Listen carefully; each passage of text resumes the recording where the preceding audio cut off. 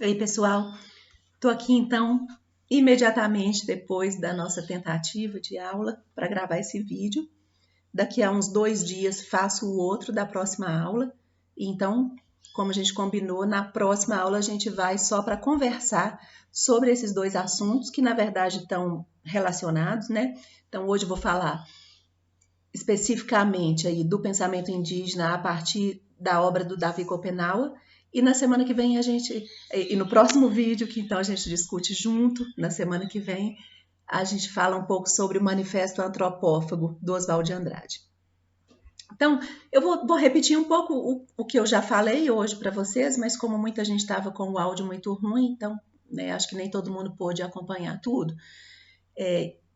Recomeço então dizendo para início né, da nossa conversa, de novo, explicar um pouco o porquê de fazer essa opção por buscar aí uma referência que está mais no campo da antropologia e que pode parecer, a princípio, um pouco com um sentido não muito claro de por que trazer esse tipo de assunto aqui para o seio da filosofia, mas a gente lembrando, então, o que a gente vem fazendo desde a primeira aula, que é pensar o pensamento brasileiro. E nesse detalhe, né, lembra quando a gente perguntou na primeira aula o que caracteriza um pensador brasileiro? É só o fato dele ter nascido no Brasil? É o fato dele se referir ao Brasil? Ou haveria também um certo modo do pensamento que seria próprio do brasileiro? Essa é uma questão muito controversa, muita gente vai dizer que isso não existe, que não existe uma filosofia nacional, e eu próprio tenho dificuldade em responder se eu digo que sim ou que não, mas eu digo assim, se há alguma coisa que de fato marca o pensamento brasileiro de um modo diferente do que marca os outros, ou nessa estrutura clássica que a gente tem da filosofia europeia, se há algo que marca, diz respeito então a isso que eu, juntamente com outros estudiosos, estão tentando localizar como uma semente lá no pensamento indígena.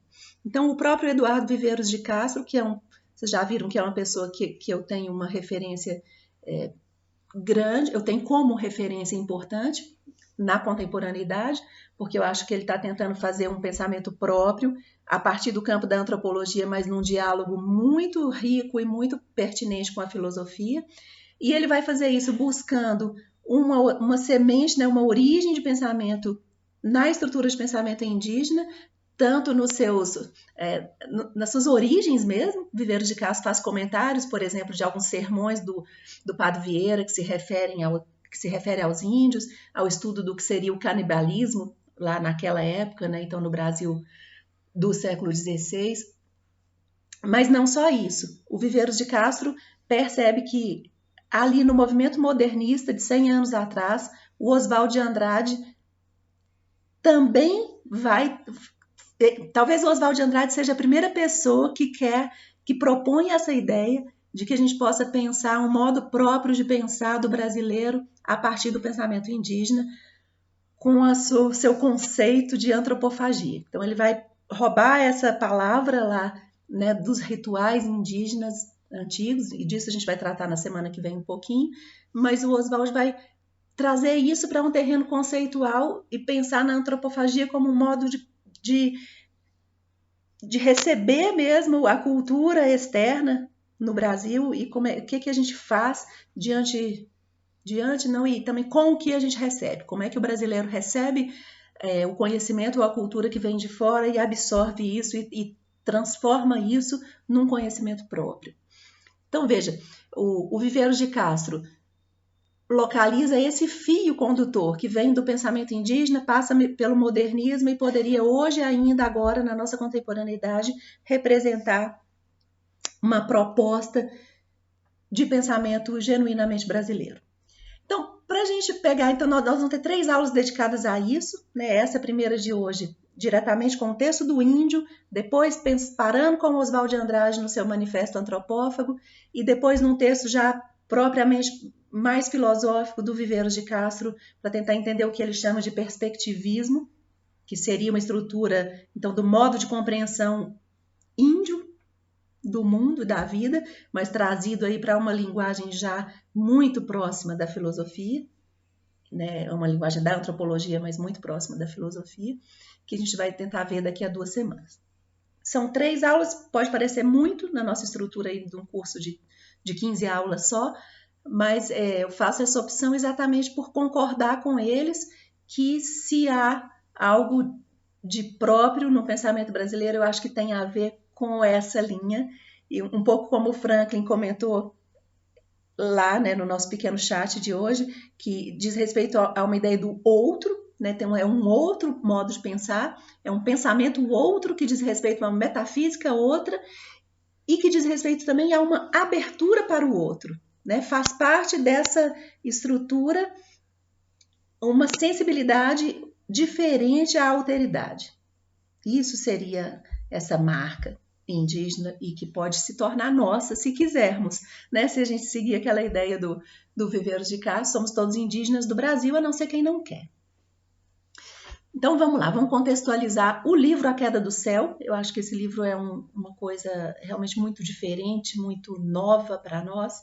O prefácio do livro é escrito pelo Viveiros de Castro. Quem tiver interesse, vale a pena dar uma lida lá.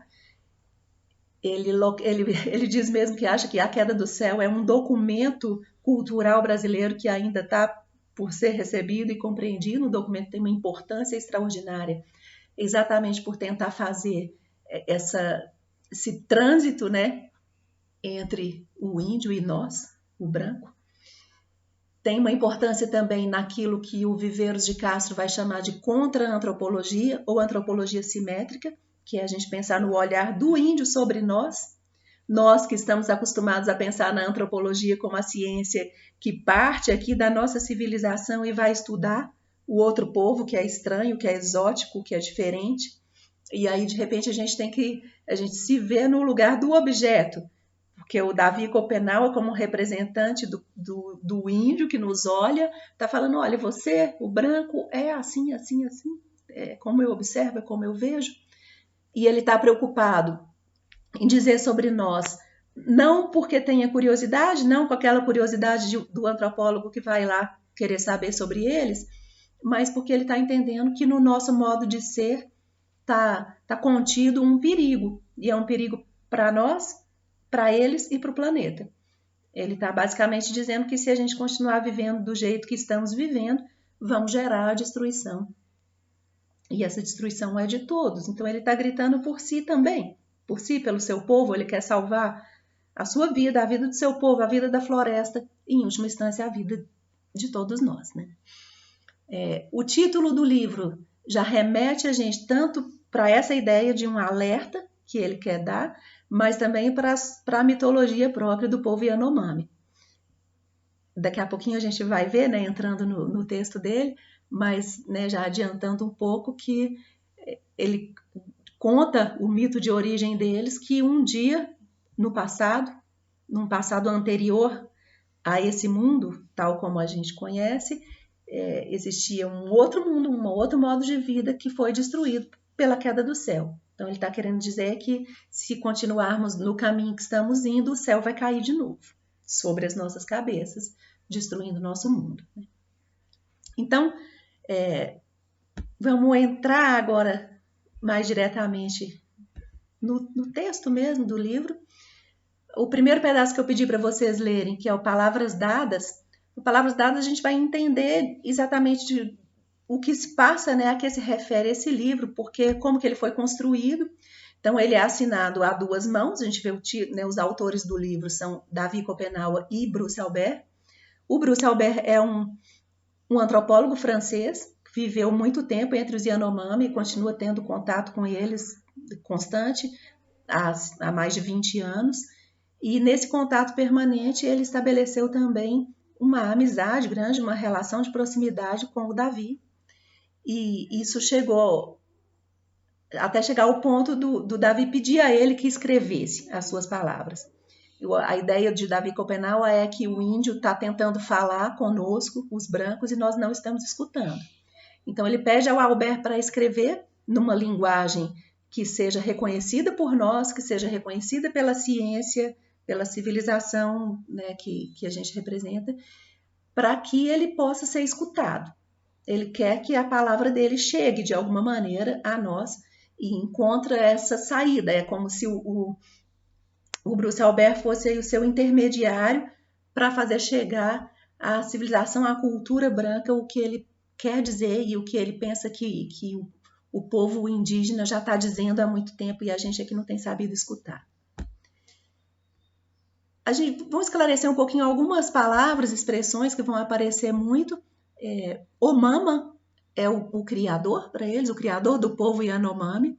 Daqui a pouco a gente entende como é que o mito deles conta sobre isso. A palavra napé, ou nape, não sei a pronúncia, que é forasteiro ou inimigo, e que acaba tendo sentido também de brancos, aqueles que não sabem sonhar. Vamos falar disso daqui a pouco um pouquinho mais. Mas a gente lembra do outro texto que a gente leu do Viveiros de Castro, onde ele já apontava isso, que para quase todas as etnias brasileiras, a palavra que acabou derivando em branco, a princípio significava inimigo.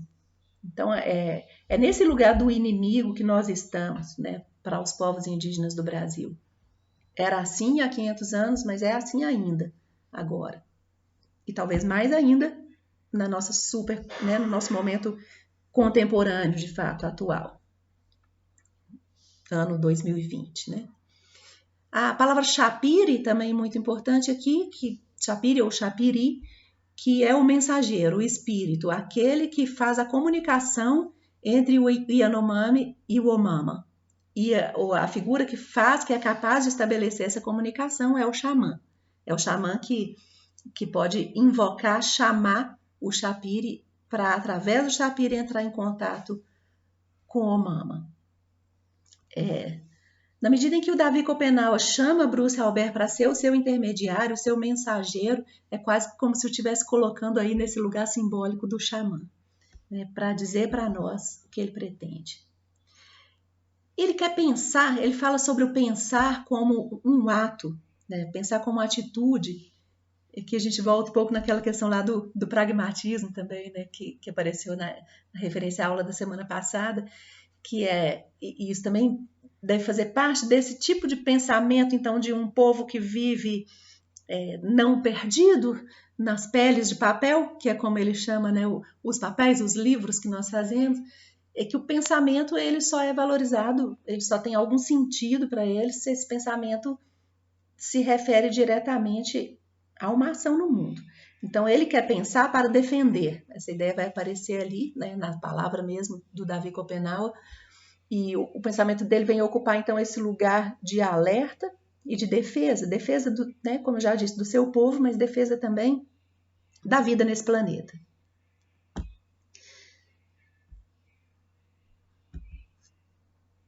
Veja, ele vai insistir bastante na ideia de que o branco não pensa muito no futuro e por isso precisa ouvir o seu alerta. Um alerta que se faz, que quer aparecer como palavra de Omama. Davi Copenaua é um xamã também, ele está dizendo que a palavra que ele tenta nos dizer não provém dele, ela provém de outro lugar, de um lugar de verdade para o seu povo, e que ele entende como uma verdade para todos nós. E essa palavra vem como um alerta a nós que não temos sabido perceber na nossa realidade mesmo os sinais desse alerta, que nós também poderíamos já, por nós mesmos, ver, né, e perceber o quanto temos sido agressivos, destrutivos, e como isso tem se mostrado um caminho sem volta, um caminho que prossegue sempre. E aí ele termina essa primeira parte dizendo: eu, Yanomami, estou dando a vocês, os brancos, essa pele de imagem que é a minha.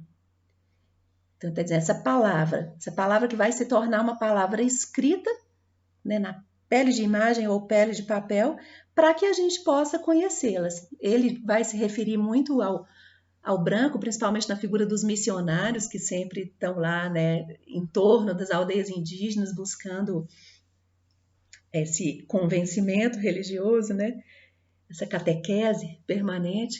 Ele se refere a muitos desses missionários como o povo de Teose. Teose é uma palavra que diz respeito, então, à divindade, mas Por quê? Porque os missionários estão sempre falando em nome de Deus, querendo falar que estão ali para transmitir a palavra de Deus, mas essa nossa palavra de Deus está no papel, né? Ela já está sempre escrita. Para eles não é assim, essa palavra, ele vai dizer, está inscrita no corpo deles mesmo, no ser deles.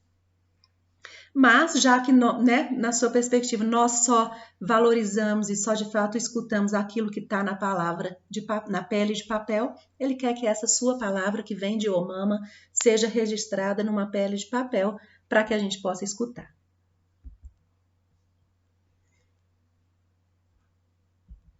Essa ideia de ser portador da palavra de Omama coloca o xamã nesse lugar do que a gente conhece na nossa tradição como o lugar do profeta, né? Ele está querendo dizer para nós algo que nos indica um caminho, que nos indica uma verdade que não estamos sendo capazes de ver. Seguindo um pouco no livro, né? Tem mais, né, 2 sessões que eu pedi para vocês lerem. O próximo é o Desenhos de Escrita, que ele vai seguir um pouco então com essa ideia de que lugar pode ocupar para eles. É isso que para nós tem tanto valor, que é a escrita.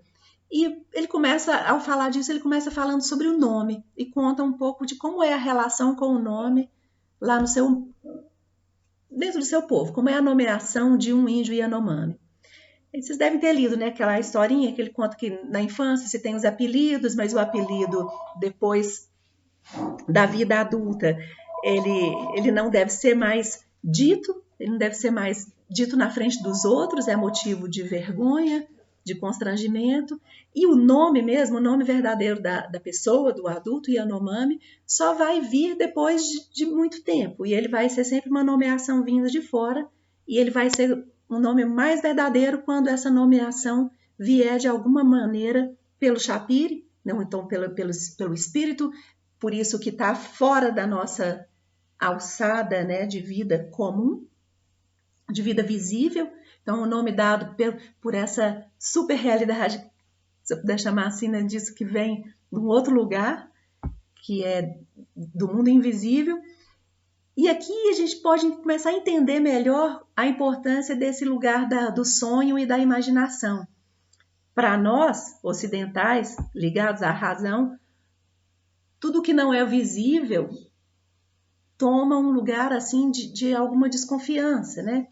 Seja o universo do religioso, seja o universo da imaginação, do sonho, aquilo que não pode ser realmente pautado pela racionalidade, para nós fica difícil de ocupar um lugar mesmo de verdade.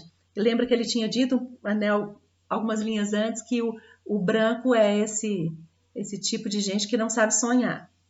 Tem um certo momento mais para frente que ele vai dizer o branco dorme muito, mas só sonha consigo mesmo. Ou seja, é como se ele estivesse enxergando em nós uma certa incapacidade ou uma falta de riqueza imaginária, uma falta de liberdade de sonho e de imaginação. E eu acho que esse lugar do sonho tem a ver com esse lugar também do Shapiri, ou seja, dessa abertura para um mundo invisível, para um mundo ao qual eu não tenho acesso direto pelos meus órgãos, né, sensoriais. E isso para o índio vai ser muito importante. E isso tem a ver com uma percepção mesmo do que seria a verdade da realidade vivida. Então, uma pessoa humana ela é mais completa se ela sonha, se ela se abre ao que ela não vê. E é isso que o nome, então, quando ele vai contar como foi que ele recebeu o seu nome, e o seu nome ele entende que foi dado a ele pelo Shapiri, seria uma voz de Omama, então, e que veria nele o nome Copenaua seria de fato um símbolo, algo que remete a algo que é de fato verdadeiro e significativo nele, nessa figura singular, que é o Davi Copenaua. E aí aqui eu não vou ficar repetindo as histórias, né, que estão nesses textos que a gente leu, os relatos míticos, só aqui esse pedacinho, né, quem leu vai lembrar que Copenaua vem das vespas Copena, que são vespas que então num relato mítico também beberam o sangue derramado por um guerreiro dos tempos míticos. O Davi, então, como as vespas, é alguém que se enfureceu diante do sangue Yanomami, o sangue derramado. E por isso foi reconhecido por elas como algo como um semelhante. O que foi nomeado, então, nesse ser humano específico, Davi Copenaua, foi o seu espírito guerreiro. E que é, ao mesmo tempo, uma característica dele, individualmente, mas também é uma característica do povo Yanomami. O povo Yanomami tem o espírito guerreiro. E Davi Copenaua, então, ele é tipicamente um Yanomami, um guerreiro da floresta. Alguém que está ali para se enfurecer quando a injustiça é feita, quando o sangue Yanomami é derramado, quando o sangue humano está correndo risco. Enfim, é esse espírito do guerreiro e da bravura que é significado pelo nome Copenaua, e esse foi um nome, então, que ele aceitou com satisfação, ele entendeu que esse sim era o nome verdadeiro para ele. Ele que já tinha recebido o nome Davi, mas por figuras, Davi, um nome ligado à nossa tradição aqui, judaico-cristã, ele aceitou o nome Davi, não viu problemas nele, mas não sentia ainda que esse seria o seu verdadeiro nome. É o que ele vai acabar encontrando, então, em Copenaua. Veja, essa historinha sobre o nome, ela é interessante para dizer para nós que quando de fato o nome se inscreve e passa a estar ali, ele pode escrever esse nome na folha, né, na pele de papel, o nome dele está escrito na capa do livro A Queda do Céu agora, e esse nome traz uma verdade. E o que ele quer trazer com as palavras dadas, essas palavras que são dadas por Omama a ele quer transformar isso também numa escrita, em algo que diga dessa verdade Yanomami que quer ser colocada para nós. Vai fazer também uma relação entre a palavra dada por Omama e o pensamento próprio. E ele diz assim, quando se começa a pensar por conta própria, mas esse pensamento por conta própria, ele está ali inserido dentro do sentido, do movimento que as palavras dadas por Omama indicam, ele falou assim, aí é sinal de que está havendo o estabelecimento de uma relação direta com as palavras que provêm de Omama. É quase a gente pensar assim, então a palavra humana individual própria, ela encontra verdade quando ela ressoa uma palavra que não tem a origem na individualidade. Ela vem de outro lugar. Essa não é uma ideia estranha para nós aqui, na nossa tradição também, né? Para um religioso cristão, católico, a verdade, de alguma maneira, está sempre ligada ou associada à palavra, que no nosso caso vem a ser, aí especificamente, a palavra que está lá no livro da Bíblia, ou na tradição desse povo que veio falando do seu Deus.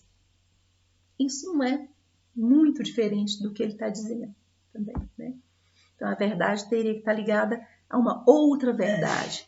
Veja que de novo aparece essa ideia do outro, né? Da abertura ao que eu não sou. E ao mesmo tempo a afirmação de que o que eu sou mais verdadeiramente diz respeito a esse outro invisível que entra em comunicação comigo. Bom, aí ele vai fazer um relato, né, do que seria o mito criador mesmo. Omama é o criador, mas ele não é o primeiro criador. Ele não é um criador como o criador da tradição judaico-cristã. Então ele vai dizer, antes de Omama criar, havia um outro tempo em que se viviam ancestrais. Esses ancestrais tinham uma vida muito instável, eles estavam sempre se transformando em outra coisa. Não tinham também onde se esconder, tem essa ideia de que era sempre dia, a única sombra que eles tinham era a sombra da fumaça das fogueiras. E por isso, por não poder se esconder, se tornavam caça muito facilmente, eram caçados pelo outro ser. Essa ideia da transformação quer dizer que esses seres ancestrais não tinham uma permanência na sua própria identidade, se transformavam em outros seres, em animais, até que todos esses se tornaram animais. E quando todos se tornaram animais, o céu caiu e o mundo acabou. Então, aquele mundo, daquele modo, acabou. A partir daí, Omama cria os Yanomami. Omama cria, ensina a nomeação, oferece a eles a possibilidade de conhecer a terra e os seus frutos, cria a terra e dá a eles a terra para que eles vivessem nela. E aí ele vai dizer, essa terra então, que foi dada a nós, né, por Omama, para ser a nossa casa, é isso que o branco agora chega querendo devastar e destruir. Então o Yanomami está em luta pela terra, mesmo que tenha que morrer por ela. Porque entende que se não lutar, ele vai morrer quando ela morrer. Se ele não lutar pela sua terra, ele vai morrer de qualquer jeito, porque o homem branco está chegando e ocupando e devastando, e se a floresta morre, o índio Yanomami morre junto. Então é preferível que ele lute, e é preferível morrer lutando por ela do que morrer junto com ela, né?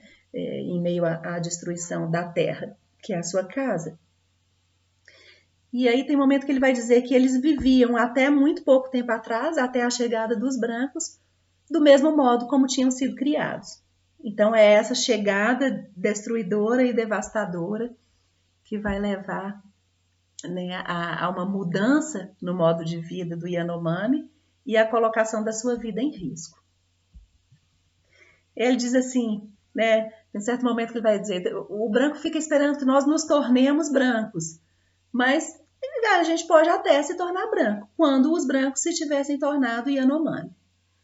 Veja como aqui a gente tem uma ideia tão interessante da possibilidade do tornar-se outro, mas também está implicado aí uma certa semelhança de fundo, né, que diz da humanidade, que é o pensar, não, eu, índio Yanomami, poderia me tornar um branco, mas você, branco, pode se tornar um Yanomami. Se você se torna um Yanomami, eu posso me tornar um branco. Aí vamos ser todos Yanomamis. E sendo Yanomami, estaremos vivendo nessa terra sem destruí-la, sem devastá-la e sem destruir o outro. Bom, ele se coloca num lugar... aqui tem a ver também com isso, dessa possibilidade de um se tornar o outro se tornar um. Isso quer dizer, somos todos seres humanos. A inteligência não é um privilégio do branco. Davi Copenau vai dizer, você se julga muito inteligente, eu não sou menos, eu sou inteligente como você, porque eu sou um ser humano como você. Então, ele está contando para nós as suas histórias, se colocando no mesmo idêntico lugar que o nosso, que é o lugar da condição humana. É isso que nós temos sempre falhado em fazer quando olhamos para eles, né? Vai se referir de novo à palavra, e aqui sempre essa relação direta com a ideia da escrita. Parece que o Copenau fica realmente muito impressionado com o nosso apego à palavra escrita, né? Ele vai falar, não, a palavra está gravada dentro do Yanomami. Por isso ele não precisa desenhá-la nas peles de imagens ou peles de papel. A palavra para o Yanomami é vida. E ela faz viver uma mitologia que é também viva. Então, um pensar sobre o mundo, e por isso tem a ver com a filosofia, uma estrutura de pensamento sobre o mundo que é, ao mesmo tempo, a vida mesmo vivida por eles.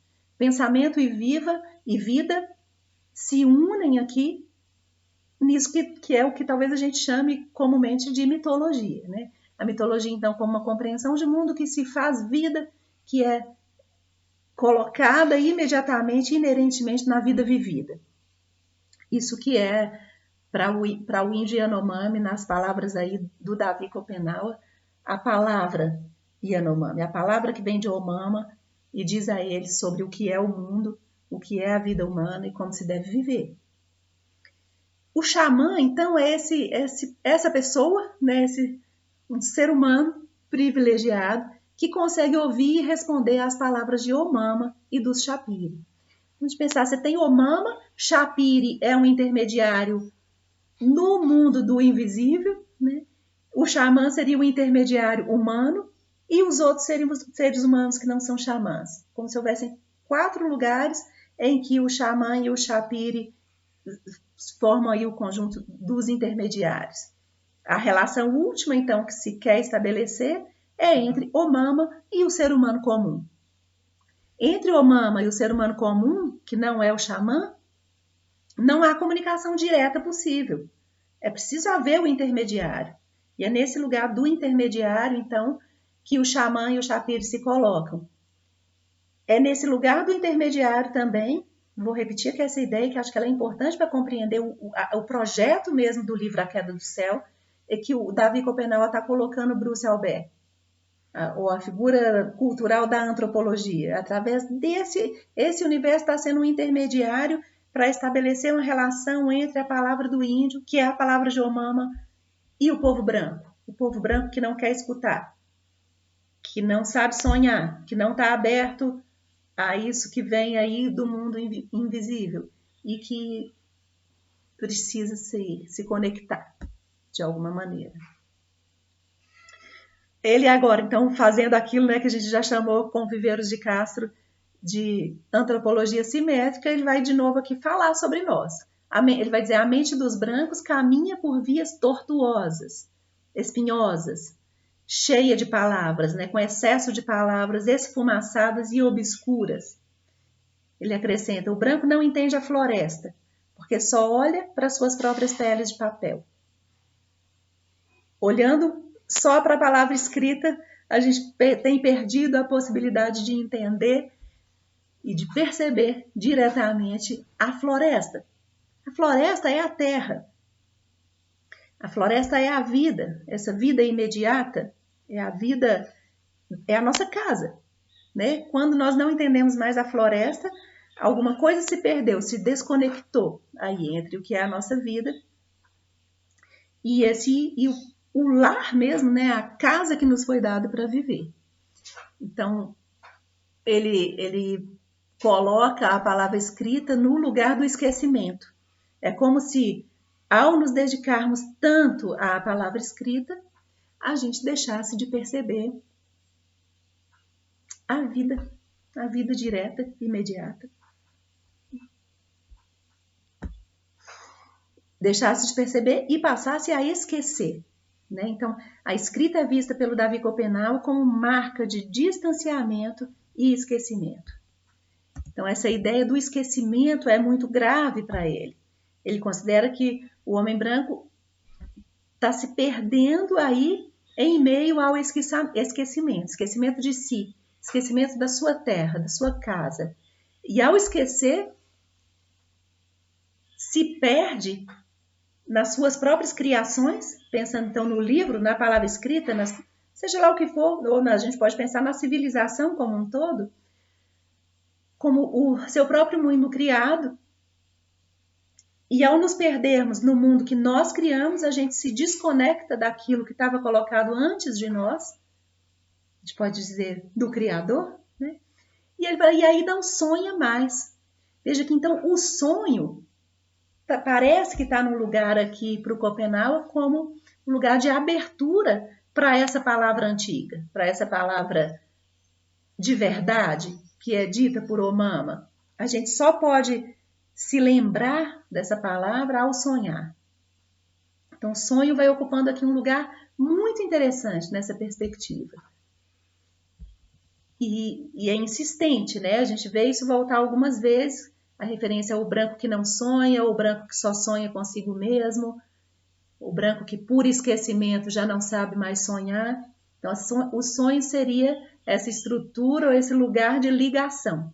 Então, sonho, imaginação, abertura para o invisível, tudo isso são os caminhos da comunicação pretendida pelo Copenau, que é, em última instância, a ligação com a palavra de Omama, com aquela palavra de verdade que nos precede, que está colocada antes, né?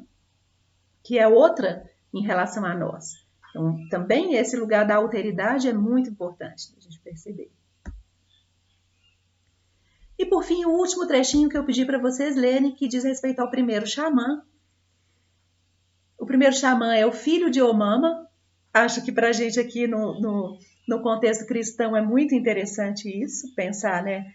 Se Omama é o criador dos Yanomami, a figura do primeiro intermediário, se o xamã é o intermediário, O primeiro xamã é o primeiro intermediário, esse primeiro intermediário é o filho de Omama.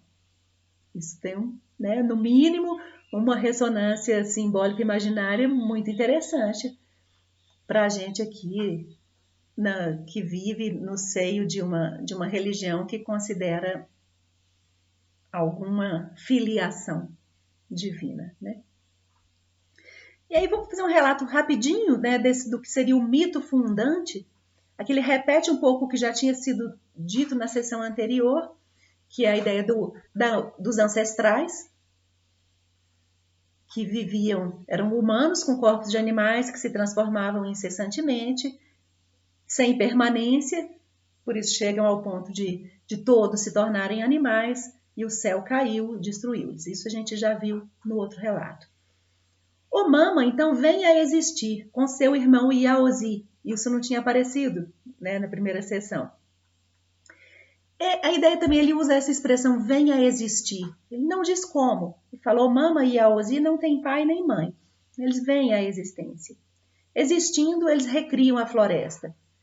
Então, e a floresta ocupada por Omama, ela é menos instável do que aquela floresta ancestral. Então, a ideia da transformação constante aqui vai ser matizada, né? É um mundo com mais capacidade de permanecer dessa vez. O filho de Omama foi gerado na panturrilha de seu irmão Yaozi. Não havia ainda a mulher nesse mundo, a geração se dava assim, né, entre os dois, que seriam então essas estruturas primárias de tudo que existe. Não sei se a palavra estrutura é boa aqui, mas os primeiros seres que são ao mesmo tempo os criadores. A primeira mulher é pescada por Omama em um rio. Ela vai se tornar sua mulher e aparece no relato aí algumas vezes como a mulher do rio. Então ela vem com uma força própria também. Veja que aqui não fica claro para nós. O rio é a criação de Omama, então de alguma maneira essa mulher seria uma sua criação também? Ou ela é outra que de repente passou a existir, veio a existir ali no rio, como Omama e Yaozi? Isso fica para a nossa imaginação também, a gente precisa sonhar com eles, né?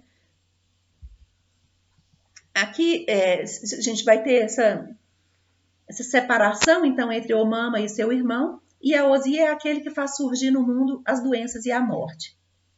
Omama, a pedido de sua mulher, que fica compadecida da humanidade que está nascendo ali a partir deles, porque diante da doença e da morte, o ser humano não poderia sobreviver, e ela pede a Omama que crie, que traga uma solução que possa ser curativa para as doenças humanas, para curar os humanos de suas doenças. E aí que então Omama cria os Shapiri, esses intermediários, que vão precisar entrar em contato com o outro intermediário humano, que é o xamã. E o filho de Omama, então, aquele filho que não é ainda filho da mulher do rio, né? Ele é um filho de Omama, só dele, gerado na panturrilha do irmão, e esse é o primeiro xamã. Omama cria os Shapiri e faz com que seu filho consiga escutá-los, consiga trazer para a realidade humana a palavra do Shapiri. E Shapiri é um representante da palavra do próprio Omama.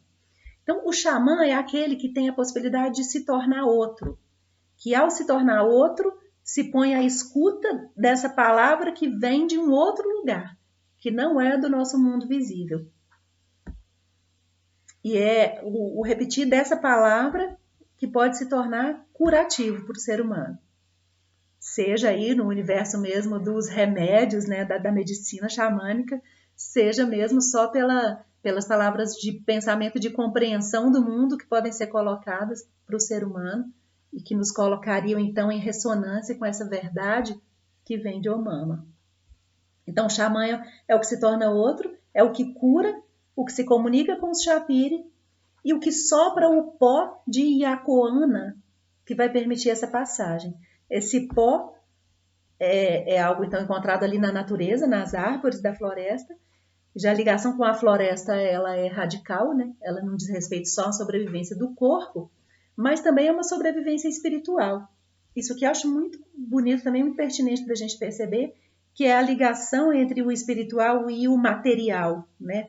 Se a iacoana, a gente pode chamar, né, pensar que é uma droga, algo que gera uma alteração no nosso estado de consciência, é um tal tipo de alteração que levaria a uma conexão com a tal voz espiritual, espiritual no sentido de que é o que não está aqui materializado, o que não está visível para a nossa estrutura material e corporal, mas através do contato com esse pó da iacoana, se torna possível então a abertura do xamã para escutar a voz do Shakira. Essa proteção, e aqui é um ponto muito importante para a gente pensar, o Shapiri vai trazer uma possibilidade de cura e de proteção que se estende para além das terras Yanomami. Eles não estão falando sobre uma salvação, se a gente quiser forçar aqui com essa palavra que é nossa, né? Uma proteção, uma cura só deles. Não. A proteção Yanomami se revela e se estende, né? Acaba se revelando como uma proteção para a Terra toda. Então, é da Terra Yanomami para o planeta Terra. É dos Yanomami para a humanidade. O que o Davi Copenaua pretende é isso, que a gente compreenda que o que está em risco não é a sobrevivência Yanomami. O que está em risco é a nossa própria sobrevivência. E é isso que ele quer dizer. Veja assim, quando a gente escuta o Viveiros de Caos falando da importância desse livro como um documento, né? Um documento que tenta, como nunca antes, fazer essa relação mesmo, fazer entrar em contato um universo outro de pensamento, diferente desse que é o nosso, dessa cultura ocidental, hegemônica, dominante, e que está levando à destruição. Então, é uma comunicação que ela não vem só no intuito de fazer dialogar por um amor ao conhecimento, por um amor, por um apreço pela ideia de que possamos nos entender, né, assim, teoricamente, metafisicamente. É isso também, mas é muito mais. Ele sente uma urgência no que ele quer dizer, porque percebe mesmo a urgência de ser escutado para que nós consigamos barrar o movimento destrutivo que a civilização ocidental tem imposto a esse planeta por séculos e que agora chega num ponto de culminância. Ele diz ainda no finalzinho dessa sessão que o filho de Omama está morto, mas sua imagem ainda existe. E com a sua imagem a gente ainda pode sonhar, né? Então, mais uma vez, a perspectiva do sonho é um sonho que se conecte com essa imagem primeira, com essa palavra anterior a nós, que pode, quem sabe, nos recolocar em um outro modo, né? Um outro modo de fazer viver, de viver e fazer viver em cima, né, dessa terra, que é, afinal, a única que nós temos. Nesses últimos dias, eu tenho achado muito impressionante as cenas de grandes cidades do mundo todo completamente paradas, né? Aquelas cenas de sobrevoo que mostram as ruas vazias, o Vaticano vazio, Nova York, a Praça 7 vazia, para nós aqui bem pertinho. E eu acho que, assim, sem querer entrar aqui nenhuma tentativa de reflexão mais aprofundada sobre isso, que a gente está no meio desse olho de furacão, né, dessa crise nesse momento, mas pegando aqui a dica do Davi Copenaua, vamos deixar sonhar um pouco?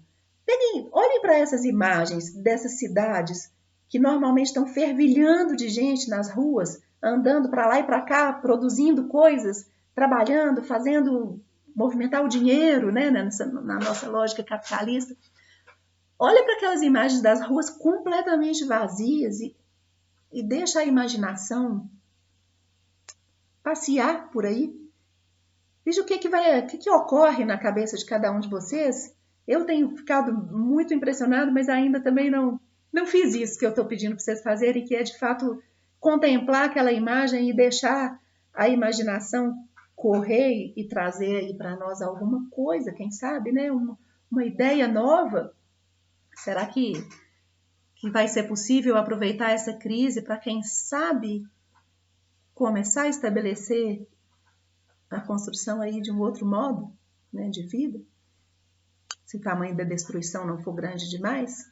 Sempre é bom também aqui a gente lembrar o quanto as vidas indígenas aqui no Brasil, que sempre foram muito frágeis em relação a problemas respiratórios, né, o risco de vida que eles correm nesse momento é muito grande. Eles já vinham correndo muito risco pelas invasões, pelas guerras, né, pelos conflitos, e agora esse risco, né, da contaminação pelo coronavírus em aldeias indígenas é um negócio muito sério, muito grave, e a gente vai ter que, nem sei o que dizer, né, esperar um pouco, ver o que vai acontecer. E a gente aqui tão longe, tão sem possibilidade de ação, cuidando das próprias vidas também, né, e da própria sobrevivência agora. Vocês poderiam me perguntar por que eu escolhi esse iniciozinho do livro? Eu poderia ter ido direto para relatos mais à frente, quando ele vai falar mais diretamente da ameaça mesmo, da queda do céu, de novo. Mas é que eu realmente achei esse livro tão incrível, tão extraordinário, que eu pensei, não, vamos ler o iniciozinho, só para dar um aperitivo mesmo, para quem sabe abrir o interesse de vocês para percorrer o livro todo depois. E acho que é o que basta para que eu queria aqui agora, para a gente ficar um pouquinho aí tocado por esse modo de pensar tão outro. E que parece tão simples, mas que depois a gente vai ver no texto do Eduardo Viveiros de Castro o tamanho de complexidade antropológica e filosófica que está embutido aí. Tá certo? É isso então. Obrigada. Vou tentar postar o mais rápido possível. Agora já sei um pouco mais como fazer essas postagens sem sofrer muito. E daqui a 2 ou 3 dias eu faço o vídeo da próxima aula. Vou já postar também o Manifesto Antropófago lá na nossa página. É uma coisa muito simples, é muito curta, mas ao mesmo tempo muito difícil. Eu vou postar uma edição que vem com notas, não que vocês tenham que ler tudo, porque aí é muito grande, mas só para quem tiver muita curiosidade e quiser ver um pouco de comentários que já foram feitos a cada uma das frases do manifesto. Quem quiser ler só o manifesto, tudo bem também, tá bom? Obrigada, até mais.